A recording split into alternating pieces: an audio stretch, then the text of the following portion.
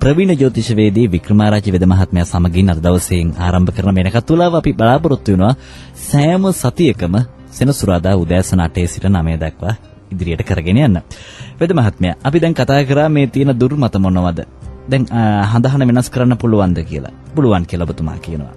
වෙද මහත්මයා මේ අපිට බොහෝ දෙනෙක් කියනවා හිලා තියෙනවා මේ දරුවා ලැබුණට පස්සේ ඔයගොල්ලන්ගේ ජීවිතය සාර්ථක වුණා. මේ දරුවා ඉපදුනාට පස්සේ ඔබලගේ දෙන්නගේ ජීවිතේ මෙන්න මේ කඩා වැටීම තියෙනවා. මේ දරුවා නිසා පවුලේ බිඳ වැටීම් තියෙනවා. දරුවා පවුලෙන් අයින් කරන්න. මේ වගේ ප්‍රශ්න තියෙනවා. ඇත්තටම වෙද මහත්තයෝ මේ දරුවෙක් ඉපදෙනවා කියන්නේ සුබ පෙර නිමිත්තක්. මේ සුබ පෙර නිමිත්ත අසුබ දෙයක් විදියට ජ්‍යොතිෂවේදීන් සමහර දෙනෙක් හඳුන්වනවා. පවුල්වල ආරවුල් පව ඇති වෙනවා. දරුවෙකුගේ ජන්මපත්‍රයක් දෙමව්පියන්ගේ ජන්මපත්‍රයත් එක්ක සැසඳීමක් කරන්න පුළුවන්ද කියන දේ තමයි මම ඔබතුමාගෙන් අහන්නේ. පළවෙනි ප්‍රශ්නෙට උත්තරේ මහත්තයෝ අමෝලික බොරුවක්. දරුවෙක් ඉපදුනා කියලා වෙලාවේ දරුවා කාලකන්ණියෙක්වත් පින්වන්තෙක් ඒ පවුලට කාලකන්ණියෙක් හෝ පින්වන්තෙක් වෙන්නේ නැහැ. වෙන දේ තමයි මහත්තයෝ දරුවෙක් ඉපදෙනකොට මම ඉස්සෙල්ලා කිව්වා වගේම දරුවෙක් ඉපදෙන්නේ මව්කුසක් හොයාගෙන එනකොට ඒ දරුවා කරපු පින පවානුව තමයි මව්කුස හොයාගෙන එන්නේ. ඒ මව්කුස හොයාගෙන එනකොට ඒ පින් පව් සමාන මව්කුසක් තමයි මහත්තයෝ හොයාගන්නේ ඒ ගන්ධම් භාවයේදී ඉඳලා මව්කුසකට පිළිසිඳ ගැනීම සිද්ධ වෙනකොට. ඒ කියන්නේ අම්මා පින් කරලා නම් පින්වන්ත පුද්ගලයෙක් දරුවෙක් ඒ කුසට එනවා. අම්මා විතර නෙවෙයි තාත්තත් පින් කරලා තිනවා නම් එනවා. එහෙම නැත්නම් ඒ දෙන්න පව් කළා නම් පව්කාර දරුවෙක් ඒ කුසට එනවා. උත්පත්තියෙන් පස්සේ වාසනාව හම්බුණා අවාසනාව ආවා කියන එකදී මම කියන්නේ තමයි උත්පත්තිය ලැබුවට පස්සේ දරුවා ලැබුණට පස්සේ වාසනාවයි වාහන හම්බ වෙනවා කියලා කියනවා නම් ඒ අම්මගේ තාත්තගේ ඒ කාලේ හොඳ කාලයක් පින්ඵල දෙන කාලයක් මහත්තයෝ. උදාහරණයක් විදිහට මෙහෙම ගන්නකො හිතන්න පොඩ්ඩක් ඒ දරුවා ඉපදුනාට පස්සේ දරුවට වාහන වල යන්න පින තියෙනවා. අම්මටයි තාත්තටයි වාහන වල යන්න පිනක් නැහැ මහත්තයෝ. එදා වේලා කන්නත් පිනක් නැහැ. එතකොට අර දරුවට කවුද කන්න බොන්න දෙන්නේ? කොහොමද වාහනයක යන්නේ මහත්තයෝ?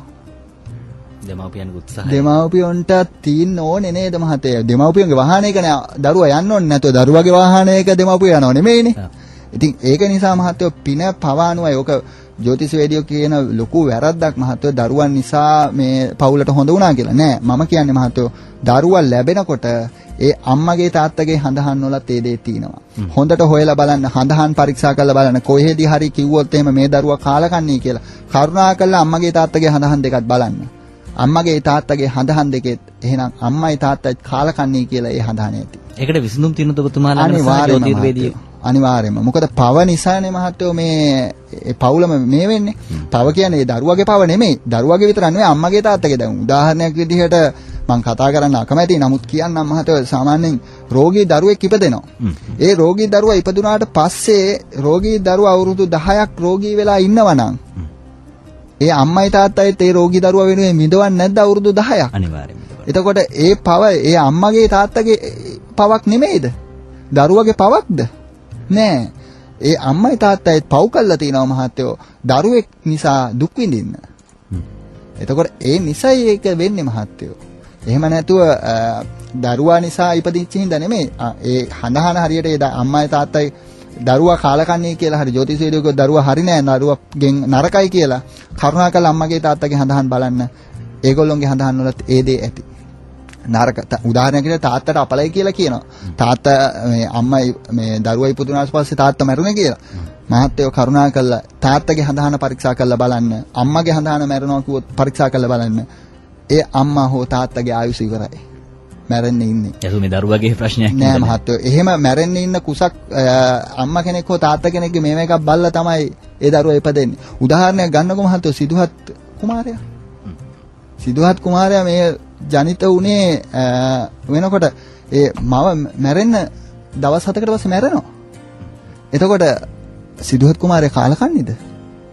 අම්මා මැරෙන්න නැහැ. මේ ලෝකේ ඉන්න පින්වන්තම වාසනාවන්තම කෙනා මහත්තයෝ පස්මහා බැලුම් බලලා තමයි ඉපදෙන්නේ. අපි හැමෝමත් පස්මහා බැලුම් බලනවා උත්පත්තිය ලැබනකොට. ඒතර කවුද මේ අපරාධය කරන්නේ මේ? ජ්‍යොතිෂවේදියෝ. ජ්‍යොතිෂවේදී විතර නෙමෙයි මහත්තයෝ. ඒක අම්මා කාලගන්නිගේ කිව්වහට පස්සේ ඒක පිළි අරගෙන හිස මුදෙන් පිළිගන්න දෙමව්පියෝ. අපි ඔය වචන භාවිත කරලා කමක් නැද්ද වේද මහත්මයා? මම මහත්තයෝ වැරදි දේ වැරදි කියලා කියන්න ඕනේ. මම බය නැහැ වැරද්ද. මගේ වැරද්දක් තියෙනවා නම් මට ඒක කියන්න. ඒක මම හදා ගන්න ඕනේ. අපි හදා ගන්න ඕනේ මහත්තයෝ. මිනිස්සෙක් වෙනස් කරන්නයි ජ්‍යොතිෂය පාවිච්චි කරන්න ඕනේ. එහෙම නැතුව මිනිස්සෙක් විනාශ කරන්න නෙමෙයි. ඔය ජ්‍යොතිෂවේදියෝ කවුරුත් වරද පිළිගන්නවද? ඒ දරුවා අනාථ මඩමකට දැම්මොත්, මරලා දැම්මොත් එහෙම කවුද වගකීම් බාරගන්නේ? කාලකන්ණි කිව්ව ජ්‍යොතිෂවේදියෝද? නෑ නේද මහත්තයෝ? බුද්ධිමත් විදිහට හිතන්න ඕනේ. ජ්‍යොතිෂය පාවිච්චි කරන්න ඕනේ එහෙම නරකයි කියලා කියනවා නම් ඒ නරක වෙනස් කරගන්න. අපි ජ්‍යොතිෂය පාවිච්චි කරන්න ඕනේ මහත්තයෝ අපේ ජීවිතේ වෙනස් කරගන්න මිසක් ජීවිතේ විනාශ කරගන්න නෙමෙයි.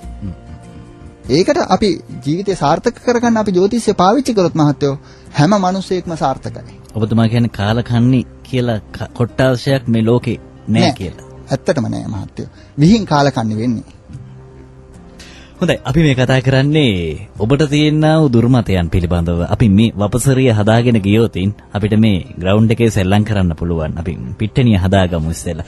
මේ වටපිටාව හදා ගැනීමේදී අපිට හිත රිදෙන කතන්දර වලට යන්න වේවි. කමක් නැහැ. හිත රිදුනත් අපි සමාජයට දෙයක් දෙනවා. එහෙම නේද වේද මහත්මයා? ඔව් මහත්තයෝ අපි කරන්න ඕනේ හිත රිදුනට මහත්තයෝ හිත රිදිල්ල තුල අපේ සාර්ථකත්වයක් එනවා නම් අපි එතනයි සාර්ථක වෙන්නේ. මිනිස්සෙක්ගේ අපි හඳහනක් පාවිච්චි කරලා හරි වෛද්‍යවරයෙක් බෙහෙත් කරලා හරි වෛද්‍යවරයෙක් බෙහෙත් කරනකොට මහත්තයෝ අතපය රිදෙන්නේ නැද්ද?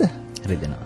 අපිට ඉන්ජෙක්ෂන් ගහනකොට සමහර කෙනාට ඔපරේෂන් කරනකොට අපේ රිදෙනවා. නමුත් අවසානයේ ඒ මිනිස්සයා ජීවත් වෙනවා. ලෙඩේ හොඳ වෙනවා. ඒක එපා කිව්වොතින් හැමදාම රෝගියෙක් විදිහට ඉන්නේ මහත්තයා. ඉතින් ඒකෙන්ද ජ්‍යොතිෂය අපි වැරදි මත වෙනස් කරගෙන ඉවරලා සාර්ථකත්වයටයි අපේ ජීවිතේ ගෙනියන්න ඕනේ. එතනට යන්න පාරයි අපි හදන්නේ. හොඳ ඒ පාරට අපි හරි විදියේ මාවත් සකසනකොට මෙන්න මේ වගේ ප්‍රශ්න අපි යොමු කරනවා ඔබතුමාට. මේවත් මේ ශ්‍රාවකයන්ට තියෙනා වූ දහසකුත් එකක් ගැටලු. අපි මේ ඔබතුමා වැඩසටහනට එනවා කිව්වට පස්සේ බොහෝ දෙනෙක් අපිට කතා කරා. ඔවුන් අපිට විවිධ ප්‍රශ්න කරුණු කාරණා මේ ගෙනහැර දැක්ව ඔබතුමාගෙන් අහන්න කියලා. සහ අපි දන්නවා මේ සමාජයේ තියෙනා වූ සමහරක් ප්‍රශ්න. වෙන මහත්මයා මේ බොහෝ දෙනෙක් කියනවා අද ඔයාගේ දශාව හොඳ නැහැ. මේ කාලේ ඔයාගේ දශාව තියෙන්නේ මෙන්න මේ විදියට. ඒක නිසා ඔයා පරිස්සම් වෙන්න ඕනේ. සමහරක් කෙනෙක්ගේ දශාවන් අසුබ වූ විට සුබ කාර්යයන් කරන්න හොඳ නැද්ද? කරන්න බැරිද? පුළුවන් මහත්තයෝ. දශාවක් නරක වෙන්නේ මහත්තයෝ අපි කරපු අකුසල කර්ම මත. උදාහරණයක් විදිහට ප්‍රධාන වශයෙන් දසා නරකයි කියලා කියන්නේ රාහු දශාව, කේතු දශාව, සෙනසුරු දශාව ප්‍රධාන වශයෙන්ම නරකයි කියන දශාව.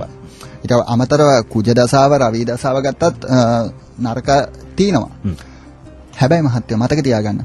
සඳු දශාව, ගුරු දශාව, ගුරු කියන්නේ බ්‍රහස්පති දශාව, බුධ දශාව, සිකුරු දශාවත් නරක වෙන වෙලාවල් තියෙනවා. අපි කරපු අකුසල කර්ම මතයි ඒ දේ සිද්ධ වෙන්නේ. අර නරකයි කිව්ව දශාවලුත් හොඳ වෙන වෙලාවලුත් තියෙනවා. අපි කරපු කුසල ඵල දෙන නිසායි එහෙම වෙන්නේ. එතකොට නරකයි කියලා කියන ගහයෙන්ගෙදි මුකුත් කරන්න එපා කියලා කිව්වහම උදාහරණයක් විදිහට මහත්තයෝ රාහු දශාව තියෙනවා අවුරුදු 18ක් විතර. සෙනසුරු තියෙනවා අවුරුදු 19ක් විතර. මේ කාලෙදි මුකුත් කරන්න එපාද? අපි ගමු ව්‍යාපාරයක් පටන් ගන්නවා මහත්තයා අවුරුදු 25යි කියමුකෝ ළමයා මිනිස්සයාට. 25ේදී ව්‍යාපාරයක් පටන් ගන්න හදනවා රාහු දශාවේදී. නැත්නම් සෙනසුරු දශාවේ කියමුකෝ. සෙනසුරු දශාවේදී පටන් ගන්න හදනවා. එතකොට අවුරුදු 25ේදී පටන් ගන්න හදනවා ජ්‍යොතිෂවේදී කියන පටන් ගන්න එපා කියලා. පටන් ගන්නෙ නැහැ. දශාවේදී සෙනසුරු දශාවේදී රැකියා අහිමිවීම කරදර බාධක මානසික අසහනය ආර්ථික අපහසුතා ඕවා ඇති වෙනවා මාත් උදාහරණයක් මේ සාමාන්‍යයෙන් ඇති වෙන දේවල්. එතකොට ව්‍යාපාරේ පටන් ගන්නෙ නෑ මිනිස්සයා අවුරුදු 25යි. අවුරුදු 19ක් කරන්න හොඳ නෑ. එතකොට අවුරුදු වයස කීයද මහත්තයා? 44ක් වෙනවා. අවුරුදු 46දී ඔන්න පටන් ගන්න ඕනේ ව්‍යාපාරයක් හොඳයි. සාර්ථක වෙයිද?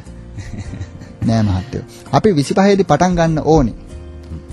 ඒ කර්මය අපි නැති කරගත්තොත් අපේ තියෙන දුක නැති කරගත්තොත් ඒ වෙලාවේ තියෙන ප්‍රශ්න ටික විසඳගත්තොත් ව්‍යාපාරය සාර්ථක කරගන්න පුළුවන් මහත්තයෝ. ව්‍යාපාරය සාර්ථක කර ගැනීම ඒ මගින් අපිට කරගන්න පුළුවන්.